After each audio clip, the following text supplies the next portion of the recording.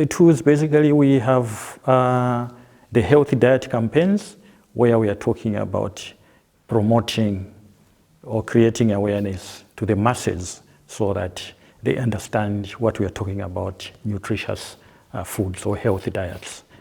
Then we have also issues to do with social behavior change and communication as a tool, which we are using again to go around to disseminate the information so that they are aware about it.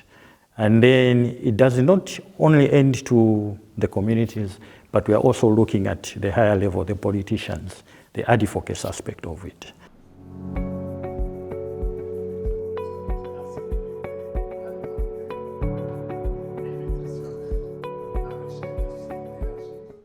Je crois qu'aujourd'hui, la problématique liée à la question nutritionnelle, ça appelle à la contribution de tout le monde. Dans nos réalités en Afrique et au Togo, il y a un volet important lié aux traditions qui sont quand même pesants. Un élément pour nous qui est fondamental, c'est justement de travailler sur la sensibilisation des populations, surtout la couche masculine, les hommes, qui ont ce pouvoir décisionnel et qui peuvent impacter positivement sur l'amélioration nutritionnelle du ménage.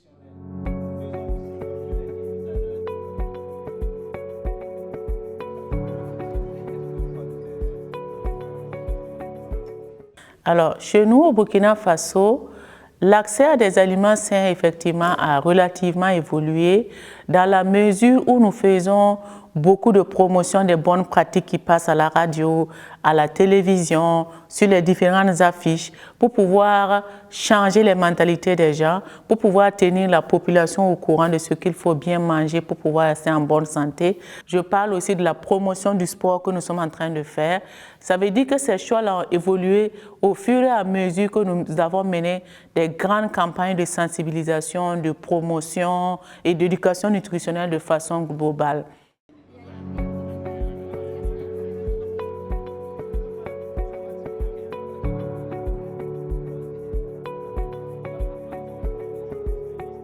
We needed to start diversifying. So what we need now as a country is to make sure that we go beyond maize. Let's look at other foods like potatoes, sweet potatoes, banana, and others, which are really available and they are drought resistant. Coupled with that, we need also to emphasize more on behavior change. How do these foods be prepared to make them nutritious? Maybe it's an area where we need also to start working with the research, where we need to promote more of biofortified foods. In that way, I'm pretty sure that we should be able to promote nutrition within the adolescents.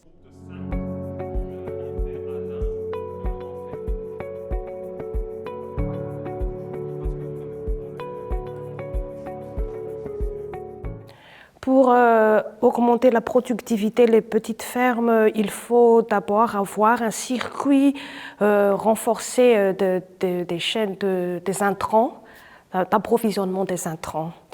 Il faut aussi assurer la disponibilité des semences et privilégier les semences à haute valeur nutritive, comme la patate douce à chair orange qui est connue dans notre pays et dans d'autres pays d'Afrique, des légumes maraîchers, mais également aussi il faut favoriser l'autoproduction de semences, très très important donc dans l'amélioration de la production des petites exploitations agricoles et surtout pas le moins dans notre pays où il y a l'invasion des chenilles légionnaires et tout ça, donc disposer d'une lutte phytosanitaire qui soit biologique et à moindre coût et efficace.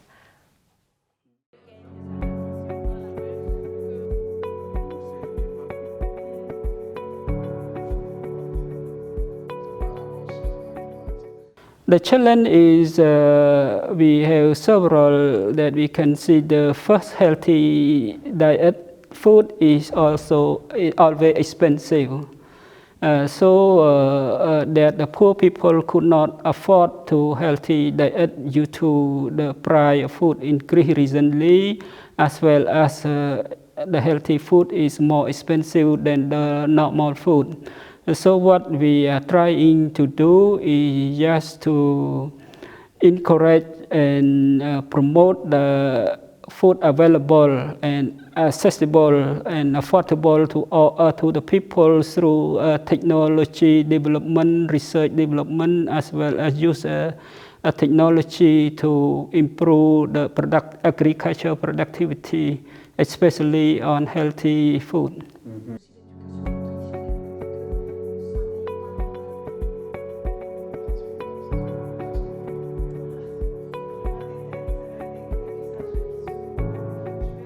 If you are a man, you are not allowed to go to kitchen.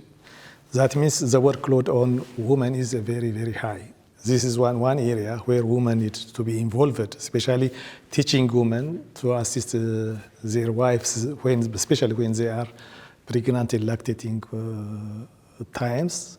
So this is one area that needs to be addressed. And the second problem, critical problem in our case is we have a trend, a culture that men should eat first, That means whatever food is prepared, men must be served first. Then comes the woman. So now we are working on that, especially on men's involvement area, to break these two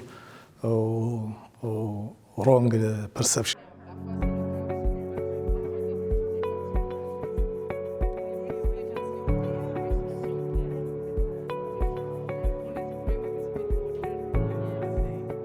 D'abord, la maîtrise de l'eau qui a commencé à un niveau micro doit être à l'échelle. Puisque un pays qui ne reçoit de la pluie que 2-3 mois, 4 mois maximum selon les zones, il est impossible de vivre avec le potentiel issu de 4 mois d'activité. Il faut qu'on ait la possibilité de produire toute l'année et qu'on ait la possibilité de les transformer et qu'on ait la possibilité d'organiser un circuit de vente pour que les zones qui ne sont pas capables de produire du tout puissent être capables d'acheter une fois que le circuit du marché est opérationnel. Nous avons adhéré à une mutuelle panafricaine de gestion des risques liés aux phénomènes météorologiques, qui est la mutuelle panafricaine créée par l'Union africaine ARC. L'Allemagne a eu la possibilité d'accompagner le Mali par le financement de la prime que le PAM international paye pour dupliquer notre assurance.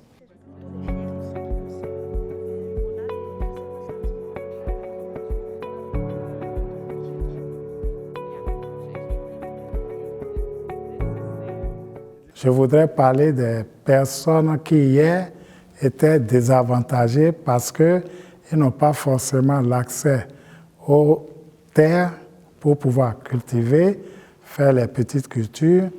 Aussi, il y a le processus de la communication pour montrer aux jeunes ce qu'il faut manger aussi. Parce qu'une chose est d'avoir la culture, d'avoir les produits agricoles, mais l'autre est de pouvoir s'en servir pour sa bonne santé avant d'aller vendre ça sur le marché.